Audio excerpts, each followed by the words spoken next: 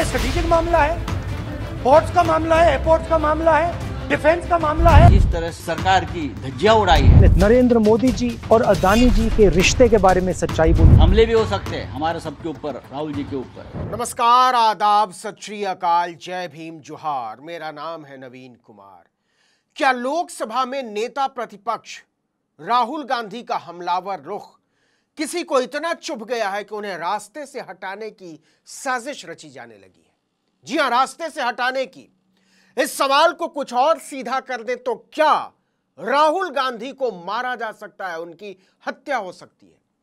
याद कीजिए, राहुल ने 29 जुलाई को लोकसभा में बजट की तुलना महाभारत के चक्रव्यूह से की थी। उन्होंने कहा था कि 6 लोगों का एक ग्रुप पूरे देश को चक्रव्यूह में फंसा रहा है। ये 6 लोग हैं नरेंद्र मोदी, अमित शाह, मोहन भागवत, अजित डोभाल, अडानी और अंबानी।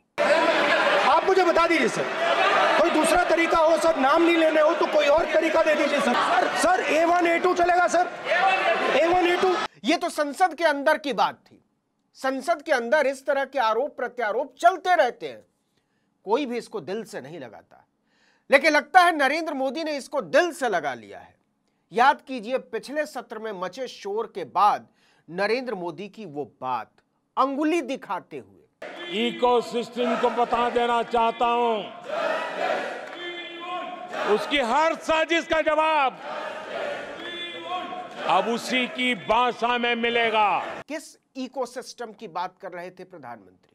किस भाषा की बात कर रहे थे नरेंद्र मोदी? और कैसे जवाब की तरफ इशारा कर रहे थे प्रधानमंत्री? ये धमकी थी या चेतावनी? हम इस सवाल को आपके ऊपर छोड़ते हैं कि क्या ऐसी भाषा और ऐसा लहजा एक प्रधानमंत्री को शोभा देता है? और शोभा भी जाने दीजिए, क्योंकि शिवसेना यूबीटी के नेता संजय राउत ने जो कहा है वो बेहद डरावना है। उन्होंने कहा कि वे सभी लोग जो लोकतंत्र को बचाने के लिए सरकार के खिलाफ आवाज उठा रहे हैं, उनके खिलाफ साजिश हो रही है। कुछ भी हो सकता है, हम सब पर हमला हो सकता है, राहुल गांधी पर हमला हो सकता है। राहुल गांधी जी नहीं, जो भी सरकार के खिलाफ आज जोर शोर से अपना आवाज बुलंद कर रहे हैं लोकतंत्र बचाने के लिए, उनके सबके खिलाफ एक साजिश रची जा रही है। और ये साजिश यहाँ नहीं, विदेश की भूमि पर रची जा रही है। ये मैं आपको बता रहा हूं। कुछ भी हो सकता है, हमले भी हो सकते हैं हमारे सबके ऊपर, राहुल जी के ऊपर। ये जो लाइन है कि राहुल गांधी पर हमला हो सकता है, बहुत चिंतित करने वाली है। इतना ही नहीं, संजय राउत ने यहां तक कहा कि सरकार के खिलाफ आवाज उठाने वालों के खिलाफ विदेशी धरती पर साजिश हो रही है। क्या आप अंदाजा लगा पा रहे हैं कि आरोप कितना बड़ा है और कितना गंभीर है? क्या इसे नजरअंदाज किया जा सकता है? हजारों साल पहले हरियाणा में कुरुक्षेत्र में एक युवा को, अभिमन्यु को 6 लोगों ने चक्रव्यूह में मारा था। 6 चक्रव्यूह में फंसाकर मारा था। तो क्या जिस चक्रव्यूह की बात राहुल गांधी कर रहे थे वो केवल बजट के संदर्भ में नहीं था? उनका इशारा इस तरफ था कि उनका भी हाल अभिमन्यु की तरह करने की साजिश रची जा रही है। यह बात आई कहां से? यह बात यहां से आई कि 1 अगस्त की रात राहुल गांधी ने 1:52 पर एक ट्वीट किया। जी हां, रात के लगभग 2 बजे, जब मोदी से लेकर अमित शाह, जेपी नड्डा, निर्मला सीतारमण, सारे लोग फाए फाए सो रहे थे। राहुल गांधी ने लिखा, 2 in 1 को मेरा चक्रव्यूह भाषण पसंद नहीं आया। ईडी के अंदर उन्हीं सूत्रों ने मुझे बताया कि मेरे खिलाफ रेड की योजना बनाई जा रही है। मैं ईडी अधिकारियों का बाहें फैलाकर इंतजार कर रहा हूं, चाय और बिस्किट मेरी तरफ से। सुबह होते होते पूरी कांग्रेस पार्टी ही नहीं, इंडिया गठबंधन के सारे नेता सख्ते में आ गए।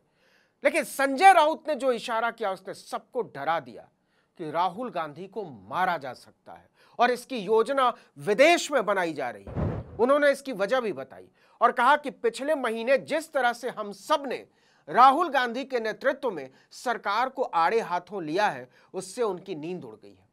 लेकिन सरकार की नींद उड़ाने का राहुल गांधी को मारने की साजिश से क्या लेना देना? जितना मेरा आप लोग इंसल्ट करना चाहते हैं, आप खुशी से करिए, आप रोज करिए, मगर एक बात मत भूलिए, जाति जनगणना को हम यहां पास करके दिखाएंगे।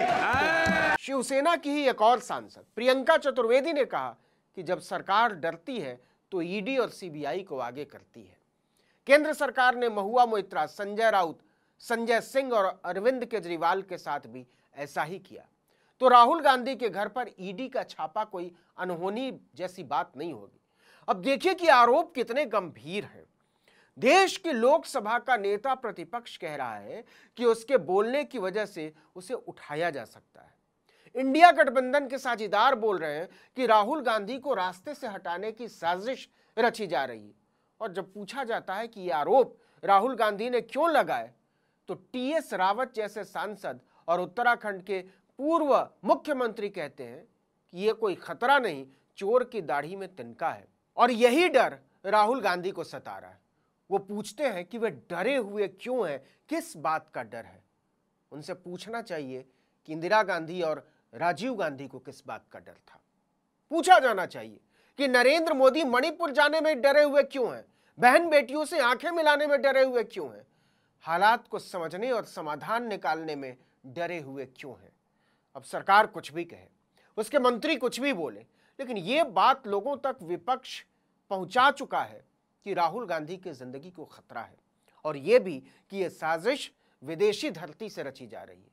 संजय राउत ने यहां तक कह डाला कि यह हमला गैंगस्टरों की मदद से किया जा सकता है, क्योंकि राहुल गांधी ने इस सरकार की नींद उड़ा डाली है। इसे लेकर बीजेपी परेशान हो उठी। केंद्रीय मंत्री गिरिराज सिंह ने पलटवार किया कि अब राहुल रात के 2 बजे वायनाड से झूठ फैलाते हैं, झूठ की खेती करते हैं। वहीं कंगना रनौत ने कहा कि राहुल गांधी जो बोलते हैं उसका कोई मतलब नहीं होता, लोगों ने गंभीरता से नहीं लेते। कमाल की बात यह है कि 1.5 लाइन के राहुल गांधी के ट्वीट का मुकाबला करने के लिए, उसका सामना करने के लिए नरेंद्र मोदी ने पूरी सरकार को पंजों के बल खड़ा कर दिया। और उनके नेता कहते हैं कि हम राहुल गांधी को गंभीरता से लेते ही नहीं।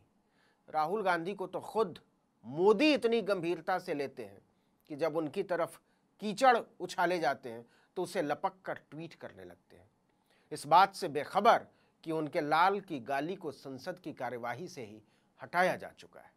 इस वीडियो में इतना ही, लेकिन अगर आपने आर्टिकल 19 इंडिया को अब तक सब्सक्राइब नहीं किया तो फौरन कर दीजिए, बेल आइकॉन दबाइए, घंटी जैसी आकृति लाइक कीजिए और कमेंट करके बताइए हमारा वीडियो आपको कैसा लगा। हमारा ट्विटर हैंडल है article19_India और मेरा ट्विटर हैंडल नवीन जर्नलिस्ट। नमस्कार।